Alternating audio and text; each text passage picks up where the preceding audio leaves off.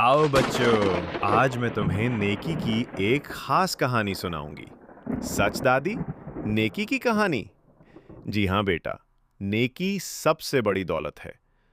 ये कहानी एक शहर के लड़के की है जो दूसरों की मदद करता था। एक दिन उसने एक बुजुर्ग को मसरूफ सड़क पार कराई। वाह दादी, ये तो बहुत अच्छा किया। हाँ बेटा, नेकी दिल को सुकून देती है। फिर उसने अपना खाना एक भूखे बच्चे को दे दिया। क्या अल्लाह खुश हुआ दादी?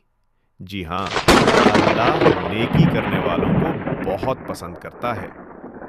नेकी सिर्फ इंसानों से नहीं, माहौल से भी होती है। वो लड़का सड़क का कचरा डस्टबिन में डाल देता था।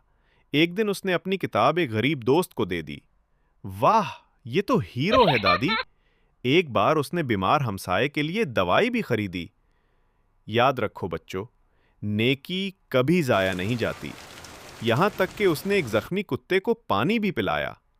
मैं भी स्कूल में सबके साथ अच्छा रवैया रखूंगा और मैं अपनी चीजें दूसरों से बांटूंगी। शाबाश बच्चों, यही मैं चाहती हूँ। नेकी रोशनी की तरह है जो अंधेरों को दूर कर देती है। हम भी नेकी के हीरो बनेंगे। याद रखो बच्चों, नेकी सबसे बड़ी दौलत है।